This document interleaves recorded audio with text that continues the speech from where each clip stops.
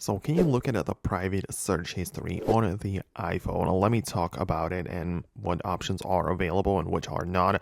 Let's get started. If you're new here, most definitely subscribe so you never miss anything important. Now, it would basically mean that you can check out the Safari and do some things. For example, if you go to the new tab, you could go to the edit mode right there, and you would have the ability to just enable the recently closed tabs right here. So whenever you go to the new tab, you'll be able to the ones which were recently closed.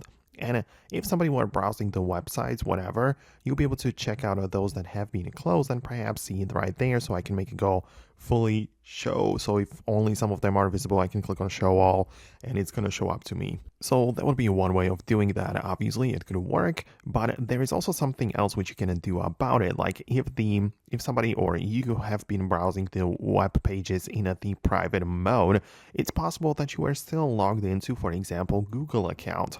When I'm browsing or making Google searches, it's possible that you have been assigned to that, right? And if you want to retrieve it, if you want to check it out later, you can go to a web page which is called myactivity.google.com. It's just like your profile within the Google account, and there you'll be able to see the history of your YouTube searches or the Google web pages and some of the other things which are pertaining to your account. So it's always a nice way to look back at your activity and the things that you have been doing, even in the private mode, right? So it kind of gives you more options, but it only works if you've been signed in with that account during the searches. So that is how you can make it work. It depends on your situation. So let me know what you think below. Hit the thumbs up and subscribe for the next tutorials and videos like this one, and I'll see you later.